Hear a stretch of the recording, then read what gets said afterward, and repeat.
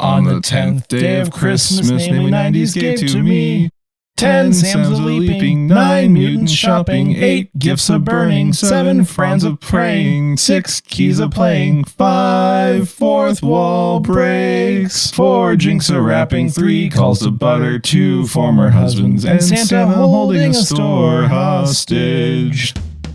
Welcome to Namely 90s. Wow. The podcast that takes you back to the time before smartphones, Google, and Y2K. Join your hosts as they relive the pop culture that shaped a generation and the parts that many people wish they could forget. Listen in to the conversation about how the decade defined those who spent their childhood there and how it shaped them as adults. So, turn down the grunge and dial up the internet. Let's get started. It's time for Namely 90s. That's right, you're listening to Namely 90s. My name's Andrew, and over there's Brandon. That's me. You can find us on online at namely90s.com or on Twitter and Instagram at namely90s with the 90s. You can also find the show on YouTube at youtube.com/@namely90s. And if you'd like to support the show, check out our Patreon page at patreon.com/namely90s, also with the 90s, and sign up for one of those support levels. And welcome everybody to episode 10 of our third annual 12 Days of Christmas specials. Third annual. That means this is episode 34. Yes. Lots and lots of Christmas themed television, which is so unique and original each and every time. Yes, not carbon copied and pasted based off of old books. Today's guest is unique and original, as Brandon will now introduce. Thank you.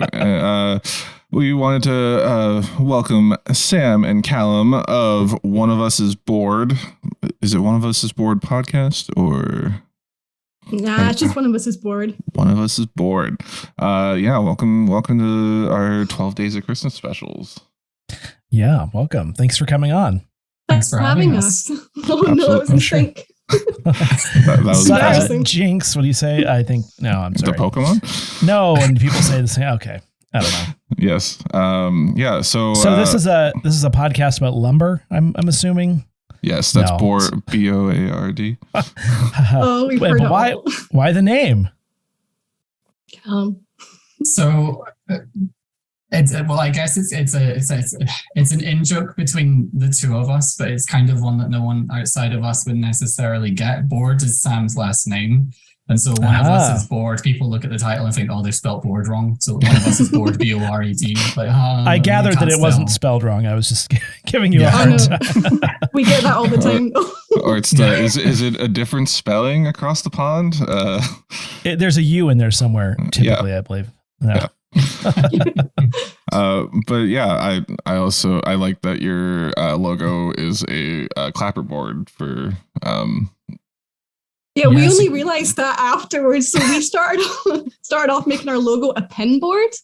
Because we forgot that clapperboards were a thing that people used in films. We did. So we came up with this idea for this film podcast, and for ages, our background image was essentially one of these cork boards that you can, put post-it notes and stuff onto. And we were like, we could do a cork board merchandise, fucking film podcast. So it didn't even click that there should be a clapperboard or something like that. The brightest film reel, something. Well, that does. So your blurb is that you're a professionally unprofessional film podcast where two film graduates prove that a degree doesn't equate to knowing what the hell you're talking about when it comes to movies. So I love that the clapperboard didn't click for you. That's very on brand with your with your marketing. That's brilliant. So yeah, tell us a little bit about One of Us is Bored. I know I love the amount of themed months that you have for your episodes. Like you had recently you did your spook. Like everyone has like a spoopy October, but you did Nunvember. Yes. got a little Sister Act in there. There was an Apocalyptic April. I like the wide breadth of theme months that you do. Why don't you tell us a little bit about your podcast? Yeah, so we both studied film and media at university, and not once during our time there did we actually think about launching a podcast while we were there. We had a bunch of other little creative endeavors, like we kind of ventured into YouTube briefly and a bunch of other things. Not once did we think about doing a podcast. Only 7 years later, we were talking about this over Facebook Messenger. Funnily enough, it just came up that, we should do a podcast or whatever. Let's put our degrees to use. The joke about like a film degree is basically useless. Well, let's put it to use. Let's do what we can. And here we are almost 2 years later. It'll actually be our 2-year anniversary for the podcast in January. And it's done way better than either of us thought it would, or indeed it probably deserves to. So, you're right. There has been a few different themes and things recently. There's been a few different formats, and the way we've approached things recently has changed quite a lot. Mostly as we've been learning how to do this and to make the most of it. So the current way we operate is basically it's a variant of like a kitchen table talk. We'll do our themed months and we'll discuss what we liked and what we don't like and things that stand out without going into too much depth. There's a lot of other podcasts and YouTubers out there who will go into like minute detail about stuff. And to be honest, we know our niche. We know we can't compete with that. But I don't know, there's something quite fun about a lighthearted, not so serious approach to stuff. It's a lot more accessible to people. So if you want like a full-blown analysis, please look elsewhere because we've got nothing for you. But if you want a more relaxed conversational approach, if that sounds more up your street, then please check us out because we're desperate for attention and validation. So always. Absolutely.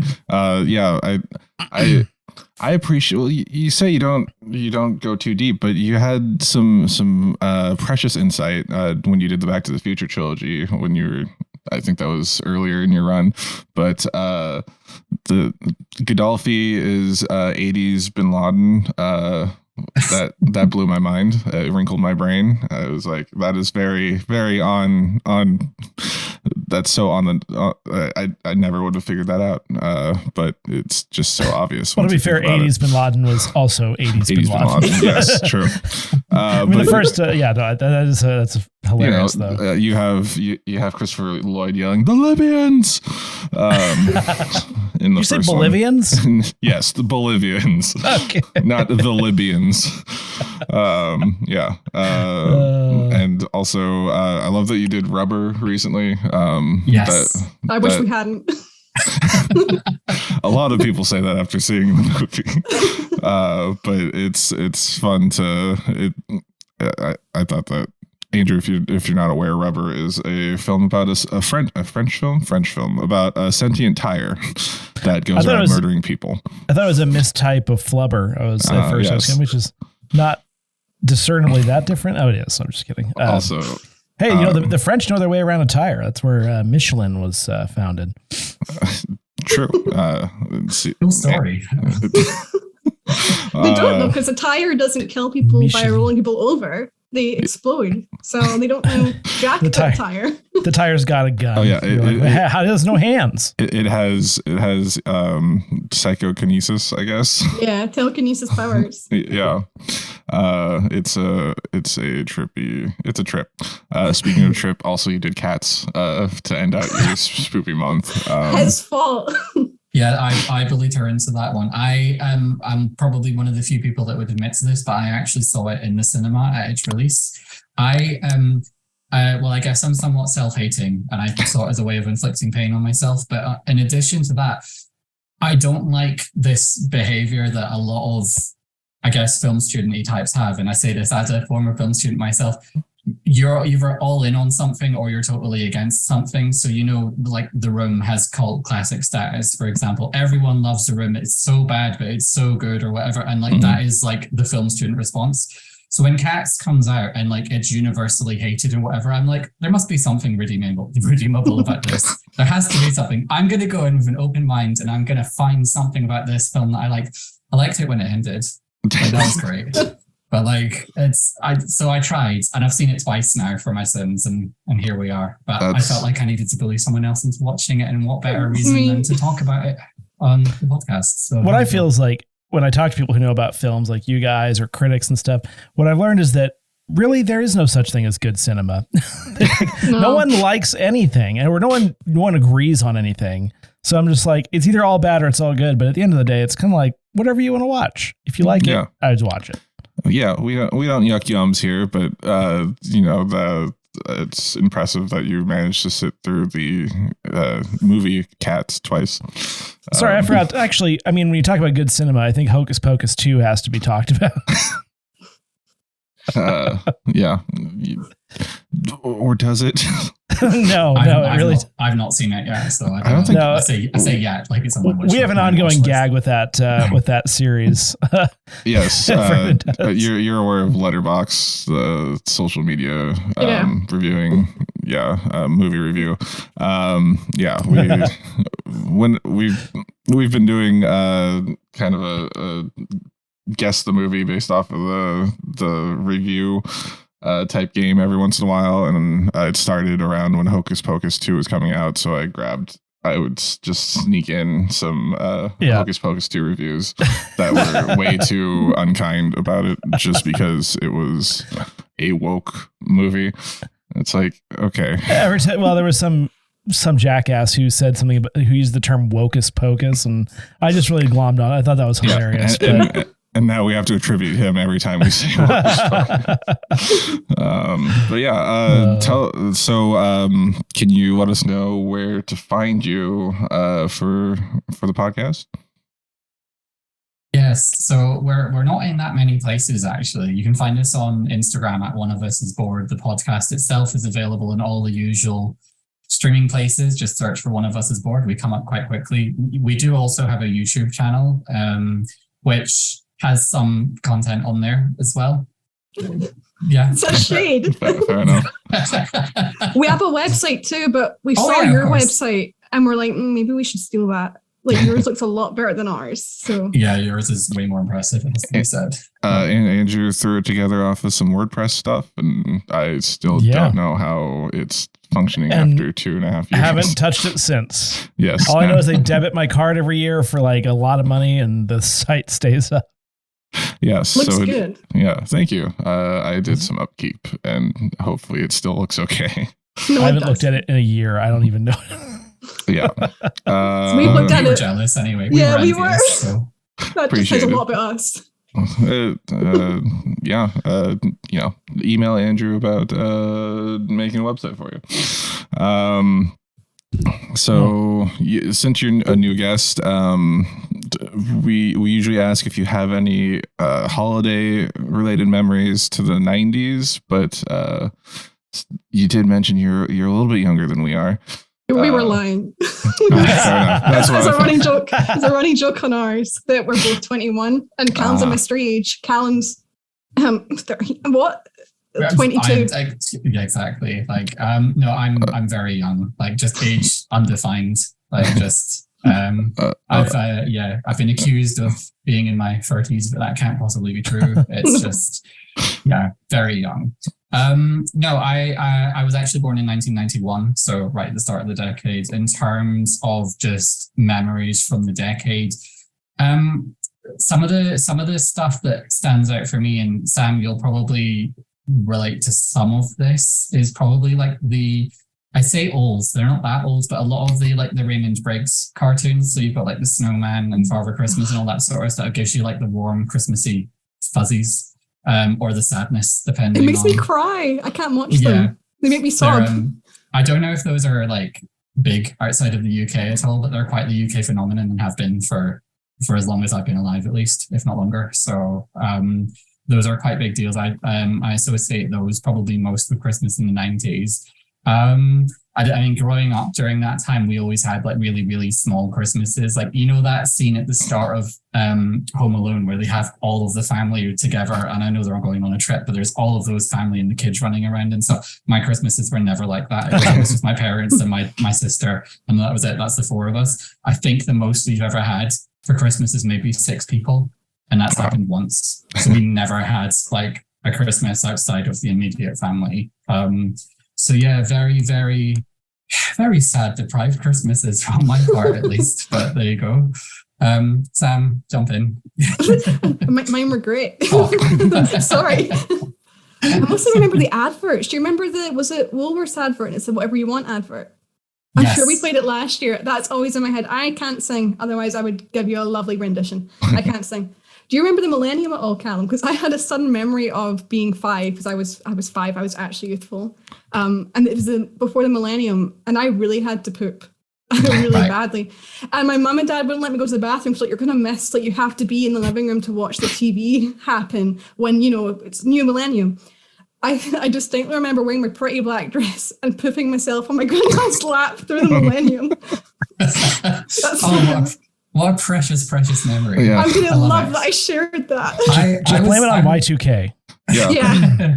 No, I was there for clearly I was there for the millennium. Like, and so I grew up in a very, very small town. There's a population of about 4,000, maybe 4,500 people, mostly older people as well. But for the millennium, they made a big deal. And so going from 1999 into 2000, big firework display in the middle of town and stuff. And my sister and I begged our parents, oh, can we go to it? Can we go to it? It's like, it's the bloody like changing of a calendar essentially, but it's a once in a lifetime thing. Can we go? Can we go? You go to the fireworks. And my dad's I just have this memory of my dad looking so fucking unimpressed. It's like, well, fucking wasted time. No community spirit, no New Year's spirit, no nothing. Happy New Year, Calum.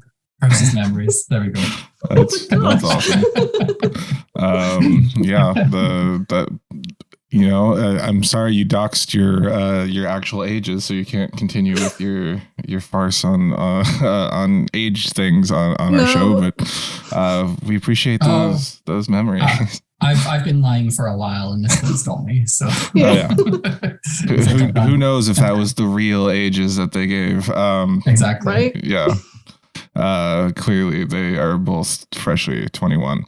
And thanks for sharing that. Speaking of the 90s, we brought you on to talk about a show that technically started in the year I was born, 1989, and continued into the 90s for a few seasons, and that's Quantum Leap. We brought you on to talk about A Little Miracle, December 24th, 1962, which is the season 3, episode 10 episode of Quantum Leap. But I just wanted to start off with a kind of a roundtable discussion on what we remember of Quantum Leap and associated things. Anyone want to start? I mean, I'm happy to start on the basis that mine will be quite quick. I unfortunately do not have much association with this show at all whatsoever. I have seen the first 2 episodes of season 1 and now this Christmas episode, and that is my entire knowledge of this show. And those first 2 episodes I'd seen several years ago, so even then I was watching this and I'm like, oh, I vaguely know the theme tune, vaguely, but like, yeah, all I have to go off of in recent memory is what I've watched for talking about for this. Fair enough. So I'm sorry to disappoint, but here I am. Yeah, I feel like Seth MacFarlane does a lot of jokes revolving around Donald P. Bellisario shows like Magnum PI and I believe Quantum Leap as well, and beyond that. He's done Quantum Leap. I've never seen the show. Like, I'm familiar with the concept. It basically seems like, well, a little bit, almost to a T, Sliders kind of stole a lot of the same, I don't know, background mythology around the show. Like, they're hoping their next leap will be the leap home. Isn't that like essentially what they say in Sliders? Yeah, but, I think it is. Although Sliders are going across dimensions. Yes, realities, whereas this is just all in a single timeline. Right, but different time frames. And somehow that's related to the military. I'm kind of confused at where that tie-in is. You want Magnum PI, Airwolf. No, but why is Al an admiral? I don't understand that. It's not relevant to the plot. It's just his. He's just an admiral. Yeah, that was his job before. That's it. Military contracting. Well, because Donald P. Bellisario loves the military, apparently, because he did JAG NCIS isn't military, but it's like sort of military adjacent in a Kind of way. same Quantum Leap. I'd say that's the same kind of adjacentness. Yeah, but I just know the main character as the guy from NCIS NCIS New Orleans. Scott Bakula is the star. I couldn't remember if that was an NCIS or a CSI. It's NCIS. Yeah. Also a Donald P. Belisario creation. This guy is like all about the shows, man. Technically, the spinoffs aren't his. It says created by. Oh, really? Him. Yeah, at the end. His wiki said he only did the original NCIS. Oh, I could be wrong. I will admit that I could be wrong. I'm not a Donald P. Belisario expert, other than the fact that you like you immediately texted me. You're like, "Oh, this is a Donald P. Belisario show." I always forget, but I watched more NCIS than I'd like to admit. So, it is what it is. I guess I will also get in before the true Quantum Leap fan gets to speak. I, like Andrew, most of my references for Quantum Leap are through pop culture. I started watching Scott Bakula before he did, though, because I remember him as Captain Jonathan T. Archer of the NX-01 Enterprise. Did he also have a T in his middle name like Kirk did? I know it wasn't Tiberius. Jonathan Archer. Yeah. So four seasons of Scott Bakula, kind of just doing his Scott Bakula, not glare, kind of just, the little eye windows. I shouldn't have done that. I'm half Asian. Watch the YouTube version of this to see what I just did. Of him kind of squinting, off into the distance.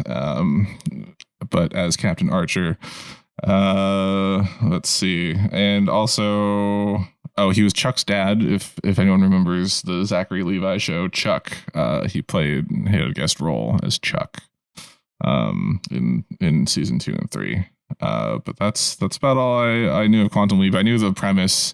He hopes the next leap is a leap home, and that the end of the series said that he never returned home.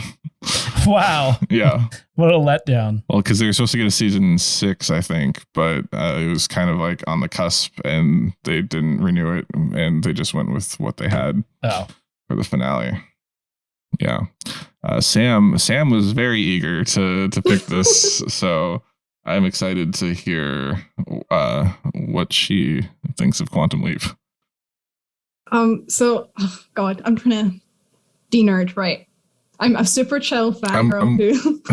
I'm wearing a Hogwarts Christmas sweater, I think. Oh, sure. Yeah. So, my dad was really into it. So obviously it used to appear on the Sci-Fi Channel, which is kind of like a B-movie channel in the UK. I don't know if you guys will have it as well. Maybe. We don't know if it's the same one. Ours is spelled SYFY. Yes. Yeah, that's it. That's the one. So that plays all day. So I hit my teen years, which is usually when you become cool. I didn't go that route. Instead, I wasted all my pocket money buying. I can see Calum laughing at me. Buying all the DVD box sets. That's how you could get it in the UK. You can't really. There was no Peacock or something to watch it all. So yeah, I obsessed, and I watched the last episode. Was devastated to find out he never went home, and then I discovered the online series where lots of middle-aged women and me read and watched and made their own fan fiction versions of the show, and it's gone on for 14 seasons. Wow, that's amazing. They kept it going. How do we find this? Just Google the virtual Quantum Leap seasons. It's a website. It's called Al's Place, which is the bar, which is in the last episode. Calum's like strictly like, I didn't know she was so dirty. What have I done? I knew none of this. This is all fascinating to me. I'm learning every day is a school day. So. And Quantum Leap's why you went into film school? No. Okay. No, I went. It's one of the reasons I really do. It's very corny, I'll admit. Like the episode we watched is a bit unfortunate because it's like cheesy to the point of being like almost unbearable. They're not all like that, I promise. I think I turned the episode on and about 3 or 4 minutes elapsed, and I picked up my phone and texted Brandon, "This is horrific." It's pretty bad. It grew on me as it went along, but the first bit was. Oh, it's very. See, it's kind of earnestly cheesy. It's a thing, you have to just go with it. But that one, Calum said it gave him diabetes, and I'm like, it's so syrupy. I was just like, yeah, you've stolen my joke. Thank you. I'm sorry. but it was a really, I found it really hard to watch. Like everything from the acting. I've done a little bit of reading about this this evening, and I'm reliably informed that the two main actors actually act better in almost every other episode than they do here. Amazing. And in addition to that, there's small things like the Tiny Tim-esque child. Yeah. There's the involvement of the Salvation Army. There's the hard-nosed Scrooge figure. Like, it's all archetype characters, but it lays it on so thick. It's like, even I can't believe I'm going to say it makes it hard to take it seriously, because it's a film about a guy leaping through fucking time into different people's bodies. But it's very hard to take it seriously when it's laid on that thick. And if this is your first introduction to the series, I don't know that it would be one that I would come back to. Like, I do. Unfortunate. Yeah. I swear to God, it's not that bad usually. Usually it's kind of like they kind of switch between more fantasy ones, and like there's some where they don't really do anything. They just kind of live through stuff. Like there's a Lee Harvey Oswald episode in the beginning of season 5. And they don't actually change anything there. They just observe it. Well, because that becomes problematic, I feel like. Totally. It's the Lots of stuff they do they couldn't do now. Like this show they've made the show again, but yeah. The thing that struck me is the intro title sequence or whatever. It was like 38 seconds in before they even said who it was starring, and then it just like real quick said starring Scott Bakula and the other guy, and then it just started. I was like, wow, this is a long intro. And wow, it doesn't star many people. I didn't realize. Yeah. I guess it makes sense it wouldn't star anyone regularly. Rip to the max, Dean Stockwell, who plays Al. I like that it has kind of like a Doctor Who-esque, like you can't interfere with history all the time, and it does kind of take that, like you got to keep the timeline. But in this show, they just do it anyway. They don't seem to care. Well, the Lee Harvey Oswald episode. Yeah, I know. But as far as like, they're not too worried about the butterfly effect. You know, they're just like, whatever. Let's just fix it. Yeah, our AI computer says it'll make the future better. Oh, did you know that Dean Stockwell guest starred in one episode of NCIS New Orleans? Yes, he also guest starred in an episode of Star Trek Enterprise. To do the whole, hey, it's Al and Sam back together again. Ah, fun. Yes. So it's ranked number 19 on TV Guide's top cult shows ever back in 2007. For those of you that don't know, I guess we kind of skipped over it. It's a series that stars Scott Bakula as Dr. Sam Beckett, a physicist who involuntarily leaps through space-time during experiments in time travel by temporarily taking the place of other people to correct what he consistently discovers were historical mistakes.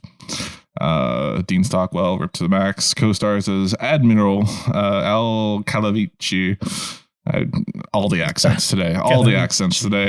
Sam's womanizing cigar-smoking companion and best friend, who appears to him as a hologram and researches and shapes his opinions of the past. It's a mix of humor, drama, romance, social commentary, and science fiction, and a fair amount of cross-dressing, according to the title sequence that we saw. And it's as Andrew said, it's a Donald P. Belisario show, which falls in with Magnum PI, Airwolf, Quantum Leap, JAG, and NCIS. So yeah, just imagine JAG if you're traveling through time into other people's bodies. Yeah, I wasn't paying a super close attention to the explainer, which seems like a mistake, honestly. Yes, that's why the 80s and 90s TV shows had those explainers. I was so confused by in every generation there is a slayer. I was still texting. I don't know. That's true. You were texting me as that was going on. So quick question. It did get a reboot. One of the reasons why I picked it this year is because they started a new Quantum Leap. It's, I think, halfway through its current season, coming back in January, starring, I didn't write it down, but it's Ernie Hudson's in it. was gonna say, starring that one Asian guy who's funny. Is it right? Yes. No, I don't actually know who the actor is. It's hold on 2 seconds. It is, where is it? Raymond Lee. And you would know him from terrific question. It's not good. Apparently he was in Top Gun Maverick. People seem to like that one. Oh boy, this is not looking good. For the person who says Scandal. Oh, he was in the How I Met Your Mother episode, The Tramp Stamp, as college dude. I remember that. I don't know who this is. I thought it was somebody else. You thought it was the guy that's like in Ant-Man and the Fresh other Off guy. the Boat. Yeah. Yeah, that guy. They look familiar or similar. Is his name Raymond Park? It's, something like it's Park. I think it's Park. Yeah, he's Korean. All right, moving on. I don't know who it is. No one does. Anyways, it's a continuation of the original series because it's in the same timeline. As we know, Sam never made it home. I haven't done the 14 years of virtual Quantum Leap yet, but as far as I'm aware, Sam has not made it home yet. It's taking on the same thing, except his Al is his wife, and Al's daughter apparently uploaded some source code to Ziggy, their AI, and that's causing trouble or something. I don't know. I haven't seen it. Has anyone else? Well, I think this is just a question for Sam. Have you watched the new Quantum Leap? And if not, are you going to? If you have, how does it compare?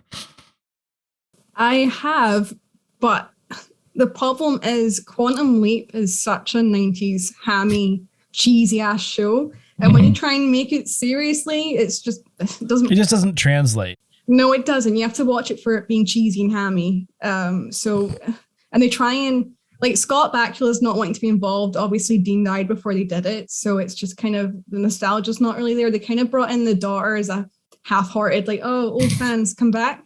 Right. It didn't really work. So it's if you view it as a separate thing, it's perfectly acceptable, but I wouldn't view it as a fan, if you know what I mean. Mm-hmm. Do you think Scott Bakula is not going to come back? Like, I know he said that he has commitments and can't do it for season 1.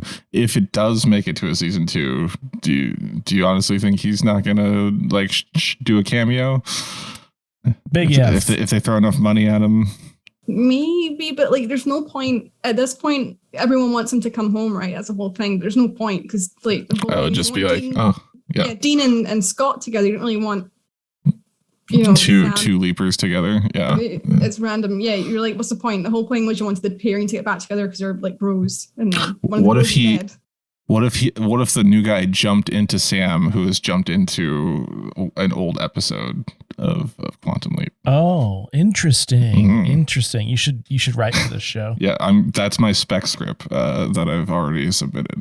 But I want to say before we get into this, the pacing was really bad. It felt like there was a lot of filler, and normally for an hour-long episode, we'd have a lot more talking points. Like, there wasn't much depth to it, even though it was very long. There were many scenes where I was like, how long is the scene going to go on?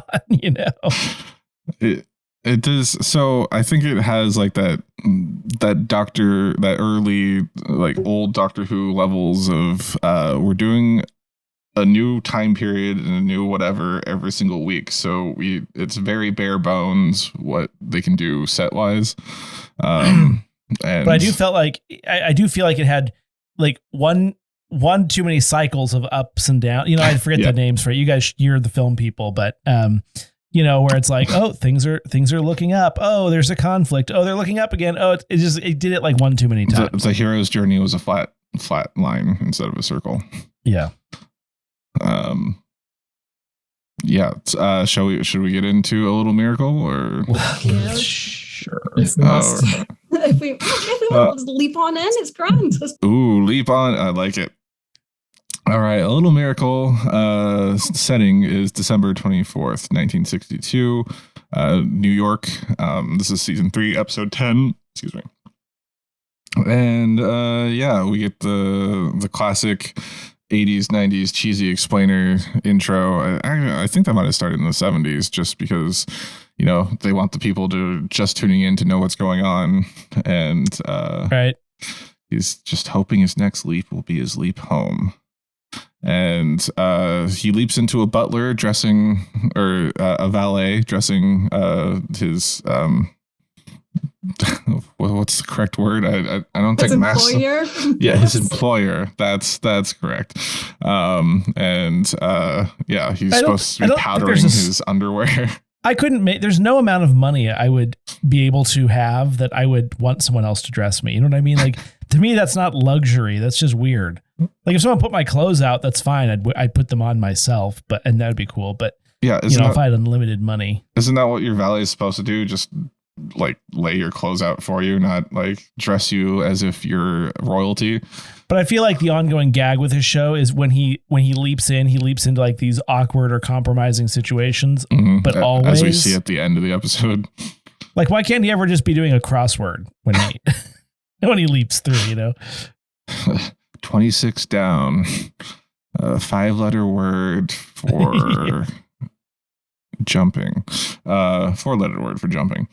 Let's see. Then we get the epic title screen. We go from, so that was the thing that gave me whiplash. We went from the explainer video to like 5 seconds of him looking at a man's crotch to then clips of Scott Bakula in drag. Yeah, like a lot of candid sequences and then him looking at the camera. Yes. But also, I felt like him looking at the camera was also in an episode because it didn't look like it didn't look like they did like the staged turn and look that Andrew likes so much. Look up from a clipboard to the camera. Yeah. And smile. Yes. So then we come back to the episode where we hear Scott Bakula's narration, Sam's narration for what's going on, which is nothing. And then we see that the employer is kind of a giant dick. I don't know if this was supposed to be a Trump parody like in Gremlins 2, but it had old world New York. It had like Rockefeller vibes, probably Trump senior vibes. I don't know. We'll go into this later, but didn't the apartment not seem that nice? Like, it didn't seem fancy enough for how rich this guy was supposed to be. It was very sparse. Fine. It was fine. It was livable, but I just feel like when they alluded to how much money he had later, I was like, really? Yeah. You're a renter? It was a... Anyway. Okay, that got me. Yeah. He wants a bigger tree. He had people set up a Christmas tree and he's like, I want bigger. That's not how he sounded, but that's... Yeah. He's British. Was it Emperor Palpatine? Yeah. Do it. Kind of. Get me a bigger tree. Yeah, and then he has a maid that serves him food, and also has large jumblies for no reason, except for Al to later objectify. Yes. Yeah. We get the classic quantum leap mirror shot, where Sam looks at the mirror, he sees whose body he's in. The thing is, like, all of the mirror sequences that they showed in the title, the title opening or whatever, they don't look good. Like, it's very obvious. It's very obvious that it's not him. Like, the movements don't even match. It's a good try, I guess. I thought this episode's one wasn't that bad though. There was just like a slight extra sigh from the guy in the mirror after they did the miming, mirror miming. Which there's one in the title sequence they choose that's just particularly bad, and I can picture it in my head now. It's just that guy turning, and he looks like a ventriloquist doll. Like, is that it'd the be one? Better if he didn't move, I think. Is that the one that looks like he's like a football player, like the giant bulky guy? Or it's the guy in the suit with the afro. Okay, yeah, okay. I guess a couple stood out to me then. I got something to buy. It got distracting because I had to keep reminding myself that it wasn't Scott Bakula. It was very weird because they didn't show him as someone else more than once. It was like I kept forgetting. That's the thing with the show is they never really established whether his body goes or if it's just his soul. So that's what I was going to ask. Sorry, I can't answer that. I've been waiting to jump in. It's just like I was trying to work this out the entire way through. And again, I don't know if there's maybe one episode that answers this, but like, what happens to the soul or whatever it is of the person he's leaping into? There's a waiting room. So what happens is they trade places. So he leaps within his timeline. So Al's in the project. There is a waiting room and Sam's body's there and they switch places. And is the soul aware of that? Yes, that's how they find out the information. Well, my question is, how does he take over someone else's body but know the pertinent information to operate successfully as that person without being found out? Like, does his body just naturally do the tasks? Or no, because he tells them so Ziggy finds out that downloads that person's history, and then they have all the information because it's always stuff in the past. They don't ever go forward. Well, who's the guy? What's his name? Al. That he played? No, that he played in this episode, or he was. He was playing Pearson. Yes. Yeah, but he wouldn't know that he has to pick up the dry cleaning on Tuesdays. You know what I mean? And he didn't. It's one day, I guess. But that's the thing. Yeah. He messes it up. He did fumble there as well because he fumbled with the newspaper, the door, answering the buzzer and all that sort of stuff as well. Very. I just feel like you'd get found out sooner. But luckily, Pearson is such an off-the-wall zany character that apparently this is regular for him because at one point. When Sam leaves to go talk to the lady at the Salvation Army, you see Blake is his name, last name I believe. He's leaving. He's like, Pearson didn't tell me he was leaving. No, sir. Oh, Pearson, he's always doing stuff like this. It's like, okay. Did it feel like this episode was over the course of 3 days, by the way? Yes, for 3 days. But yet it was one day. That's true. It did. Because I feel like this, it was the 24th when it started. So it was Christmas Eve. And then we saw sunset and nightfall 3 times at different points in the episode. I feel like we did. Now that you mention it, I've forgotten his name, but our antagonist, is it Michael Blake, goes to bed at one point. He literally wakes up the next day, so it must be Christmas Day by that point. If we were Christmas Eve when we started, it has to be Christmas Day when he decides to go down to. No, it must be Christmas Day when he's having his Scrooge Christmas future moment. It's Christmas Day already by that point. So the timeline in this is a little bit. Well, it's a little wonky. Our film, you remember we did a time travel film, and our rule was don't think about it. They did that for 5 years. They the whole thing of Quantum Leap is it doesn't make sense, and they didn't think it through. They just made up as they went. If you try to explain it, it doesn't work. But that's just take it as it is. So this year, a lot of the tropes that we've seen for the Christmas episodes is the episodes start on December 24th, and everyone's that's the day that they're bringing their Christmas tree to have it decorated, which happened in this episode as well. And it's just they fit an entire day's worth of experiences, or an entire week's worth of experiences into a single day. So I guess that's par for the course for this episode too. Is this the first Charles Dickens one? No, we've had a couple. I feel like this year it is. This year, yeah. But we've had a couple. It's either It's a Wonderful Life or A Christmas Carol. Some variation of A Christmas Carol. Yeah. Yeah. It's one of the first ones I've seen where they kind of explicitly reference the fact that they're ripping off Charles Dickens in the show itself. So. At least they're being honest about how little thought's gone into the writing of it in the first instance, which is kind of refreshing in some ways. A lot of shows will bash you over the head of it, this is the first possible sense or first possible example you could have seen of this story being told. Yes. So, for example, we did, I think, Hercules' Legendary Journey last year. Or it might have been the year before when we did Xena. One of those 2 episodes, they're This is the it might have been Xena. It was Xena. She did the whole Christmas Carol. So it's like they wrote A Christmas Carol in ancient Greek times.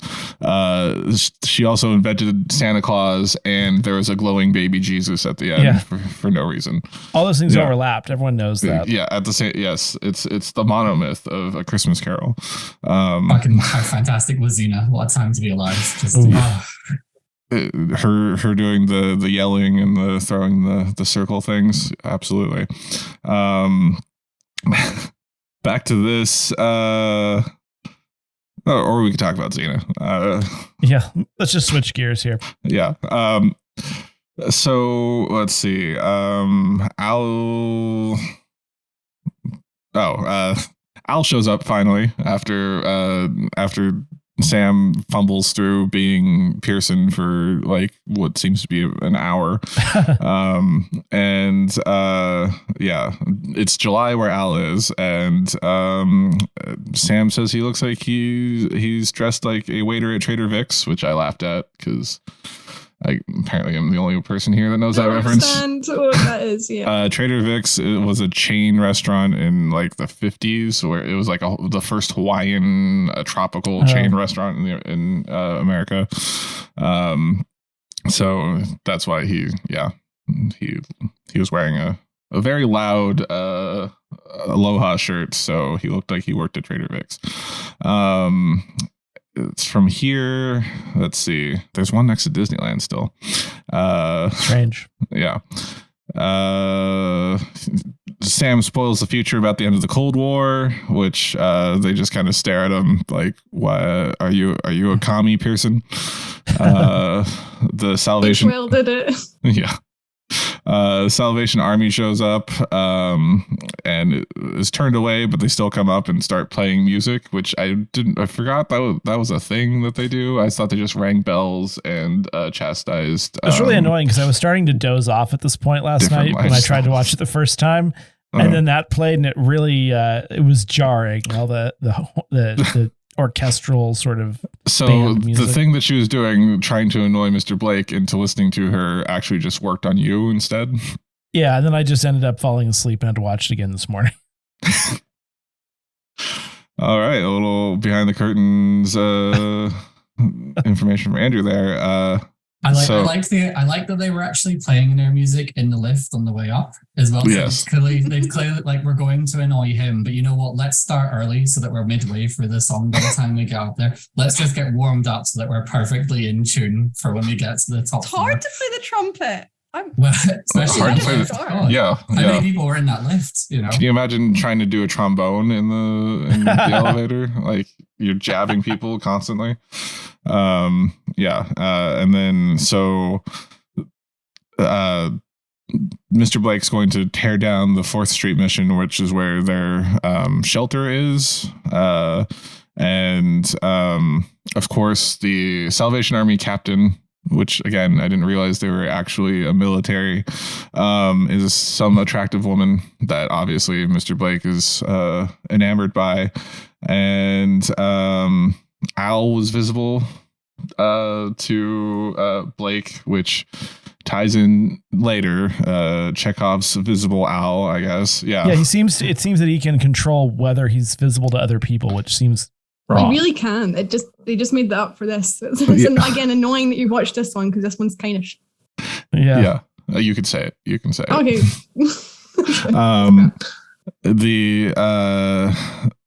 The explainer for that was, Mr. Blake's brainwaves are so similar to yours. And I was just like, is this guy going to be like somehow his secret father or something? Like, I thought that's where they were going with that, but nope. No, it was Sam secretly a dick in his brainwaves, I guess.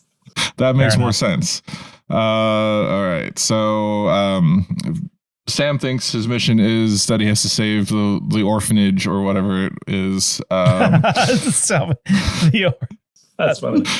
But it's actually he has to save Blake's soul, which is also like a homeless shelter in a way. Don't ask me to explain that.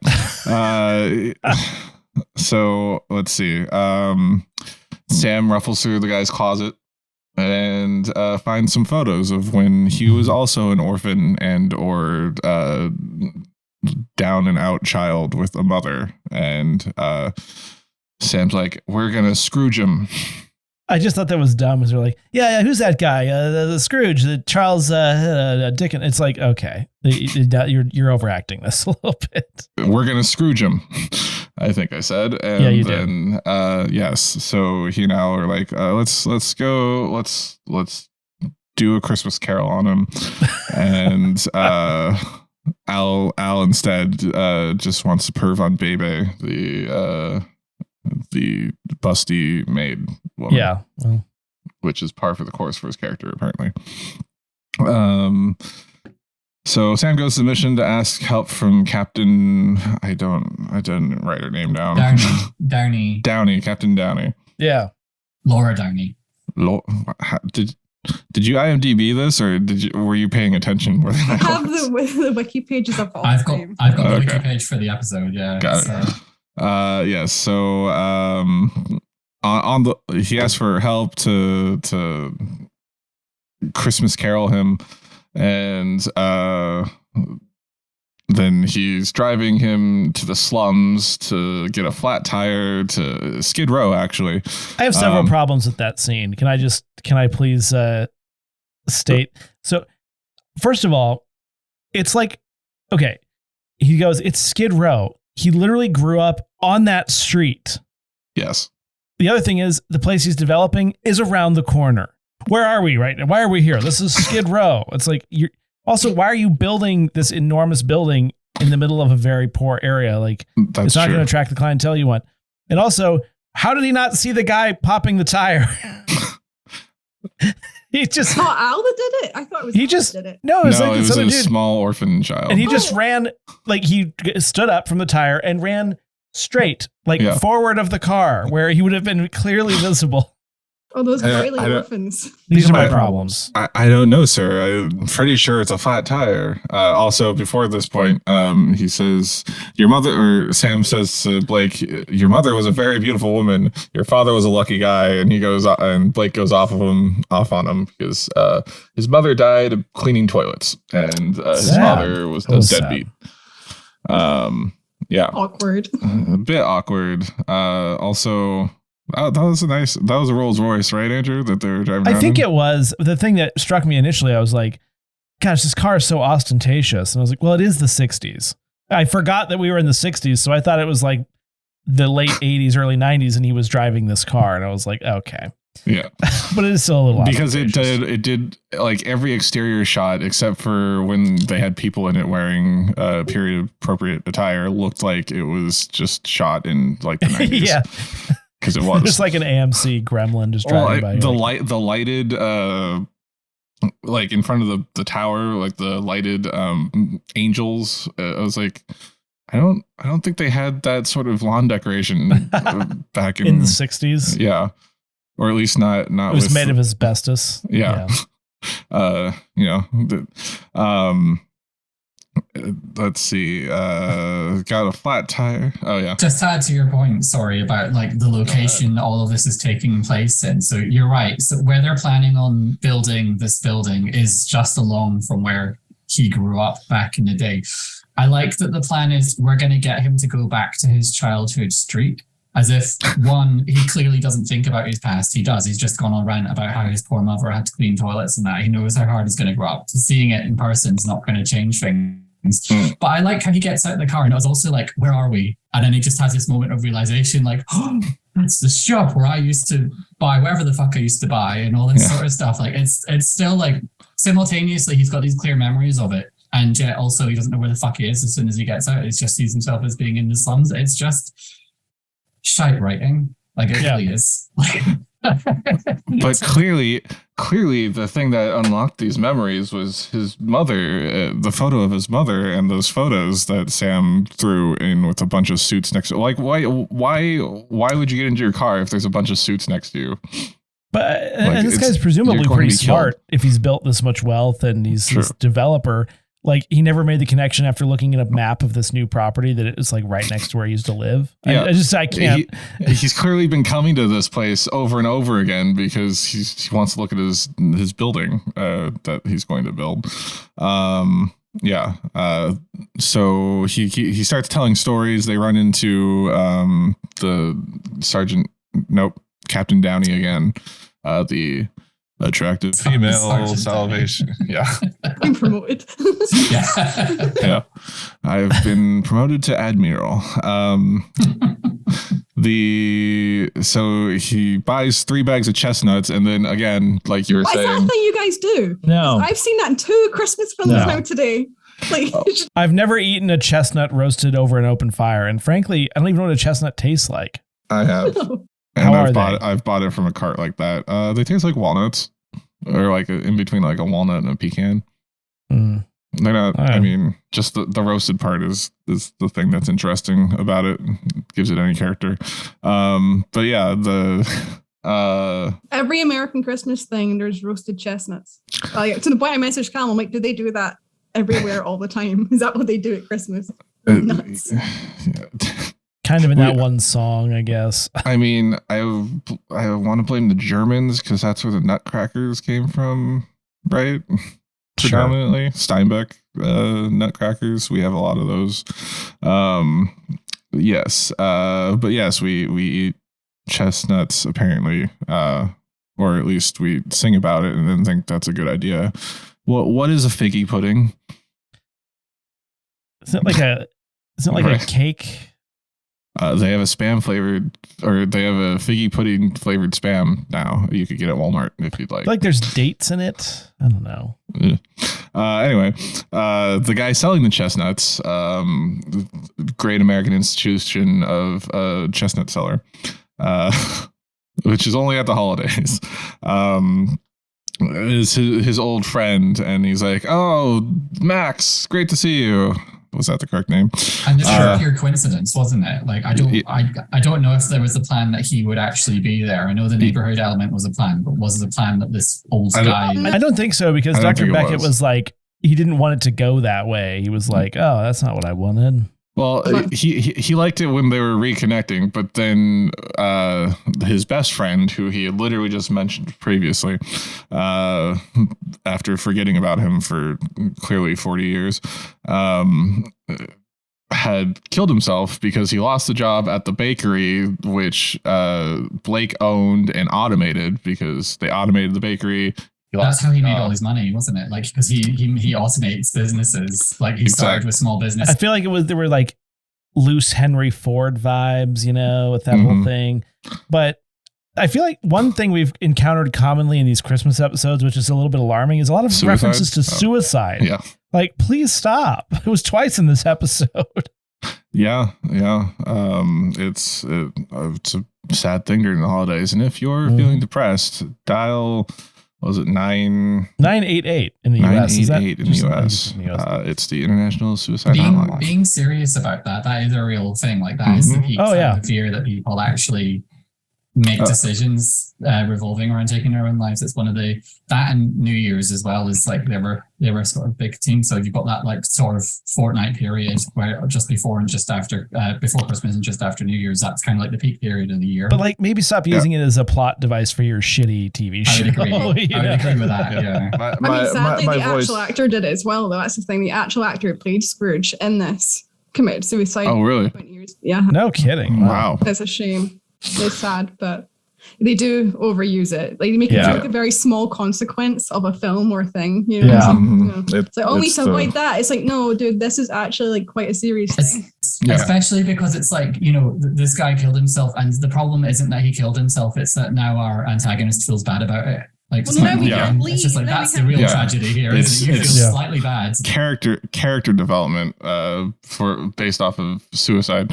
And if it sounded sarcastic before, no, I just sound like an asshole all the time. 988 in our country. If you need someone to talk to but don't want to unload on your family, even though I'm sure or friends, but I'm sure they would actually listen. What's on BetterHelp? Is it I think Samaritans, do they? Samaritans and BetterHelp, I think, are our two ones. Yes. I think that's all online based, which is better, really. We have BetterHelp here now too. Yeah. I think, yeah. But yeah, just you're not alone, and you can find people to talk to. But what they weren't alone in is overacting in this entire scene. Like, he's fucking manic is what he is. The facial expressions were just so... It gets better as it goes on. Yeah. Like, from this point onwards, it just becomes bonkers with the acting. You're like, yeah, it's rough. Yeah. All right. So moving forward, they have an act break. They get back to Blake's place. There's a bigger tree. Yeah. he doesn't like it anymore. He's like, turn it off. Yeah, and remove the tree. He's drunk at this point, and it's a bit. They're just moving forward. They're gonna do the Christmas present, and it's happening. Yeah, Sam bets Blake that he could prove that Blake is sad, even though he says he's a living embodiment of the American dream. He has everything money can buy. So Sam bets his body's entire year's salary that he can make Mr. Blake realize that he's sad and worth pitying. He brings him back down to the shelter. Yeah, to touch a wall. He drives him across the city to touch a wall. Well, they're back and forth a lot in this episode. Like, gotta go back down to the job site. And Blake is also drunk off his ass at this point, and he's like, "Screw you! I'm not sad.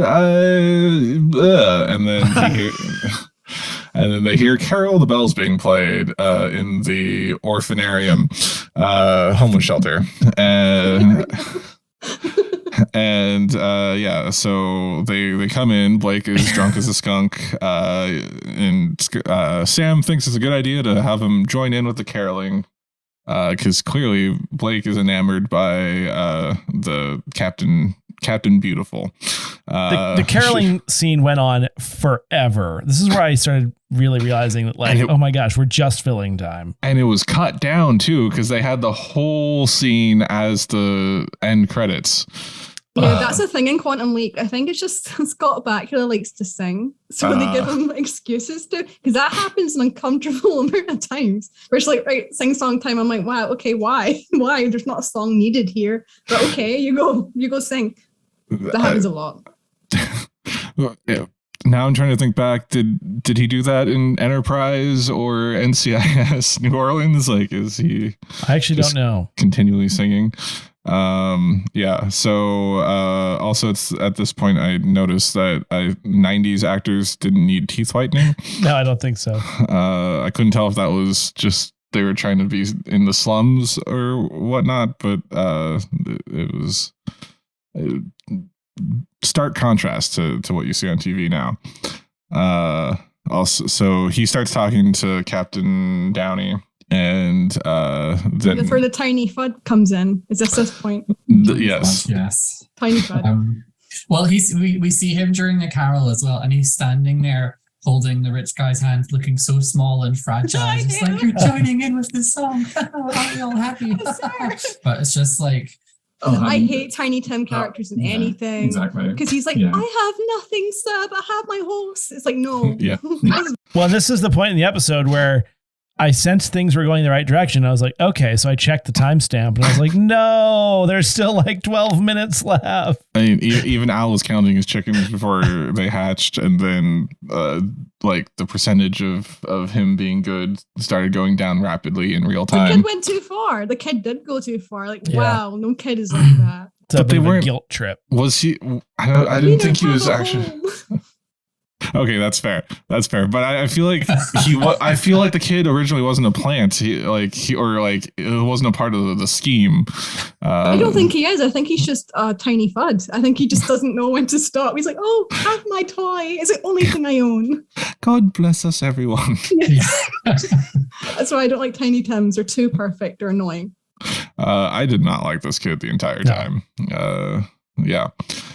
So Blake thinks he's being swindled, and then we get another act break.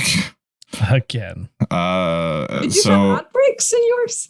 Oh, no, act break. Yeah. Well, actually, I did have ads. I don't pay for Peacock, but it was free on Roku too. I didn't know that until I was trying to find a way to not pay to see this. That's how we watched it. Yes, that's fair. You had the DVD box sets. Yeah. Yes. So he's back at his place. He tells Sam to get rid of the tree because he. Is he an atheist now? I'm just because an orphan tried to get him to not burn down his building. So I don't want a tree anymore. they decide they need to go Ghost of Christmas Future via Al. So apparently they just have a bunch of makeup and costumes at the wherever Al is in the future, which exactly. is the 90s. He looks like a reject Beetlejuice. It was really bad. I hated this part the most. Like this acting, this attitude. I did not like it at all. He was trying to scare the sleeping Blake, and then Blake tries to fight him and goes through the hologram twice. Scott Bakula clearly is unable to not imagine someone's in the room. Yeah. He keeps looking right at him. I'm like, yeah. And then like doing the I can't see you. Again, youtube.com/@namely90s to see what I'm miming. And then so Al tells him to go down to the future Blake building site, and then does the Ghost of Christmas Future with a bunch of news from 1975 featuring a the newscaster did not look like she was from. She looked like she was from 1993. Yeah, or like 88 with the shoulder pads and the So they show that he builds the tower, and Blake's like, "Oh yes, my legacy," which was the whole point of this. Is he wanted a legacy, which I guess he's gonna have now because he has a wife and possible orphaned Tiny Tim child.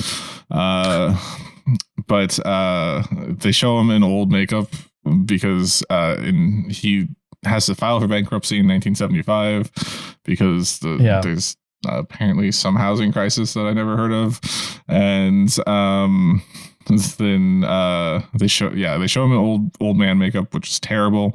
It was like discernibly bad, even though it was a smaller than normal image that was sort of on a hologram. It looked really bad. It's strange that the Beetlejuice makeup looked better than the old man makeup. But yeah, and then the real kicker here is that the woman's like, the New York Knicks have done it again. And it's like, wait, this is in the past. I don't recall the Knicks being good in the 70s. Anyway, I don't know basketball. They must have been. I feel like they did actually do some research. Really? That's the thing they did research on? Right. And yes, this is... at this point, I'm like, this isn't the worst Christmas Carol adaptation I've seen, which is strange because it was interesting. It wasn't great, but I'm with you. But yes. Let's see. I off the top of my head, I can't remember.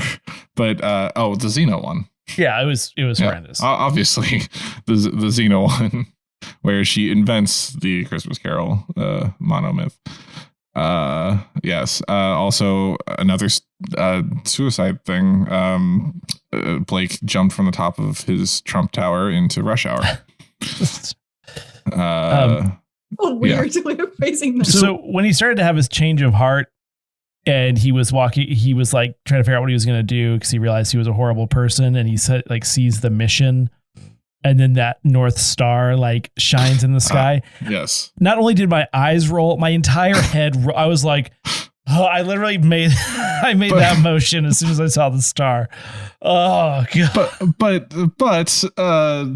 if you're thinking Sam did Al did the hologram North Star, you're like, No. oh, that makes. Nope, I thought it was a cheesy holiday thing, and I rolled my eyes so hard they almost fell out of my head.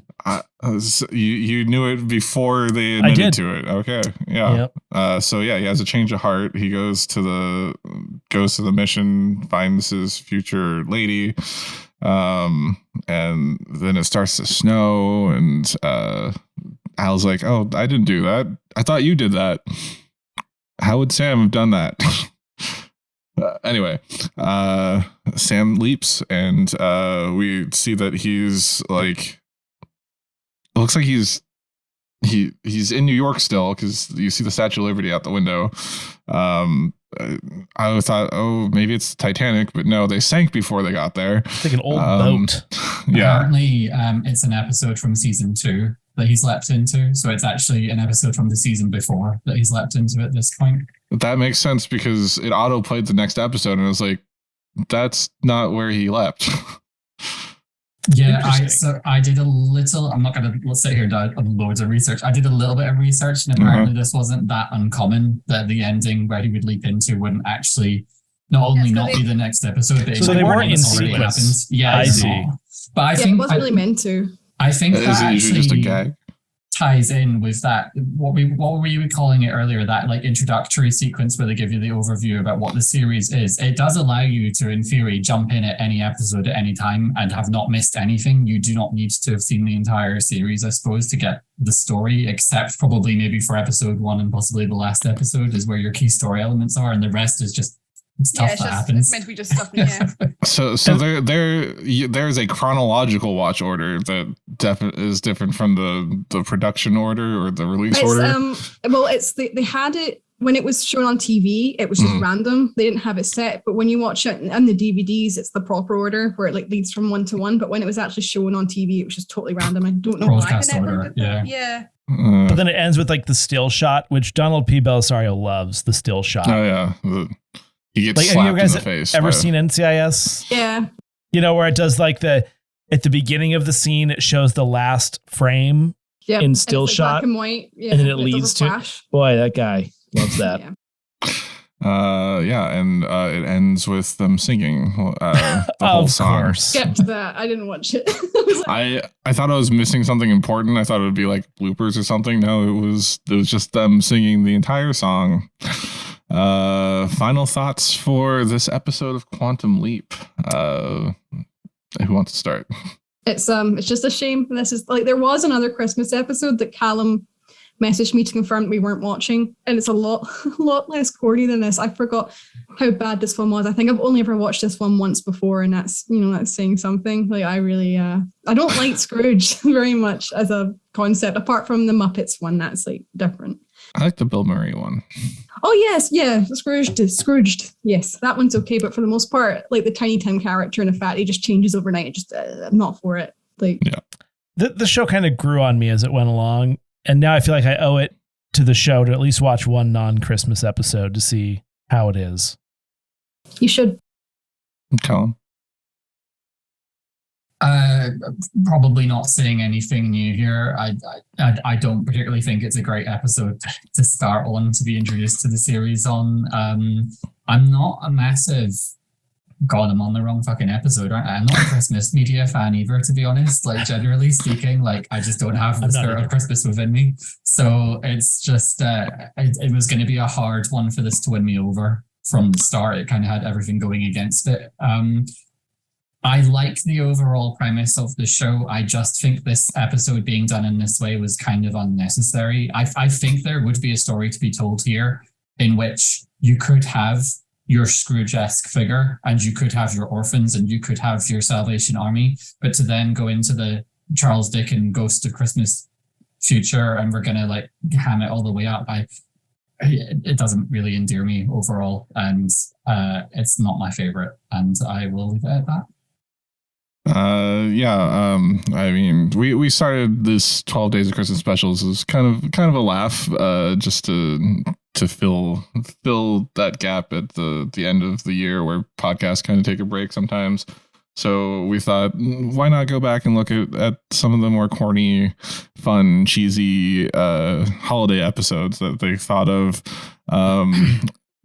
Sometimes you strike gold. Sometimes you end up thinking, I need to go watch some more Quantum Leap. I definitely think Andrew's point is true. I mean, I love Magnum PI.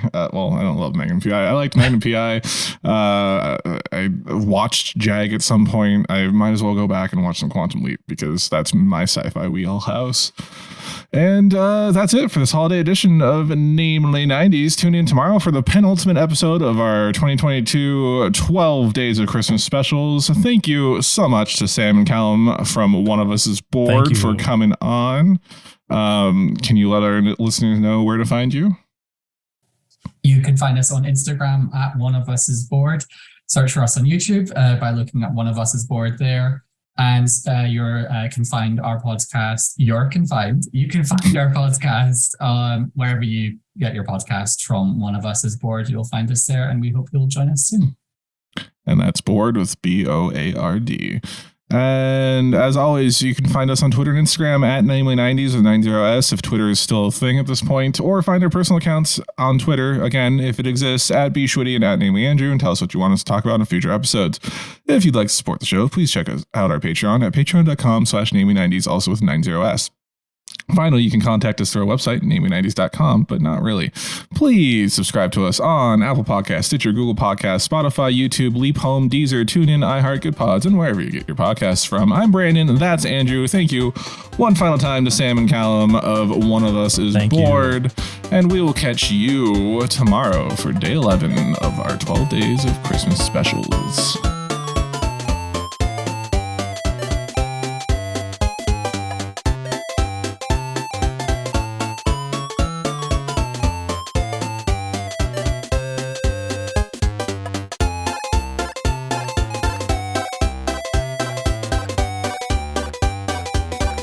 And then Andrew, I need you to do a clap.